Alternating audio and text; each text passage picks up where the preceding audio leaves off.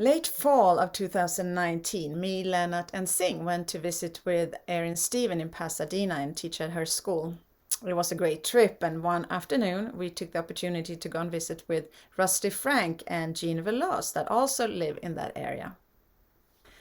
We all went out to lunch, but before we did that, we had a chance to visit with Jean in her house. It's a small, really cute house, and in a room next to the living room, she had like a showroom with pictures from the past, and she told us the stories and showed us costumes from the movies she had been the dance star in.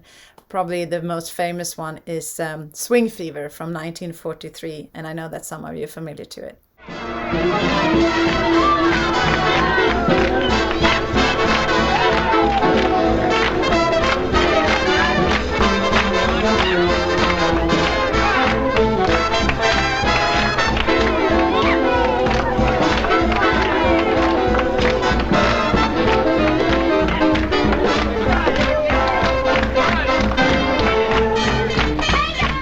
If you don't know Rusty Frank, she's a beautiful tap dancer and performer, teacher, historian, author, and a very close friend of Jean. They've been to Herrang many times together, and I asked her if she could share a little bit about their experience at camp. Hi, everyone. Well, this is Rusty Frank, and I just have to tell you what fun it was going to Herrang with Jean Veloz. Legend, just delightful woman.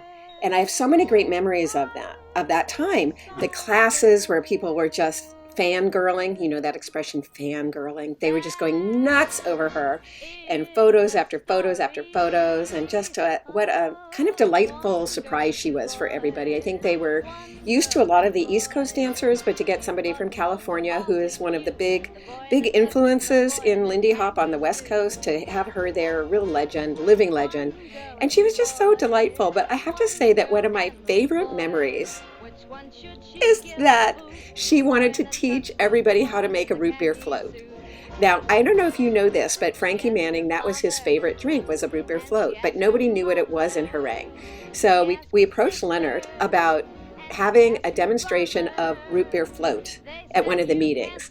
And to me, it's just this outstanding memory of us up on stage, showing how you make a root beer float, Jean explaining everything, and then we went down to one of the cafes and we made root beer floats for people. It was just such a typical Herrang experience, right?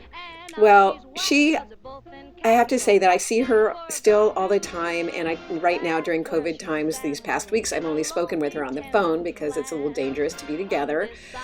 But she is still sprightly and lively and a positive thinker, and she remembers her time in Herrang with such joy, and all of you, as she says, all those sweet faces.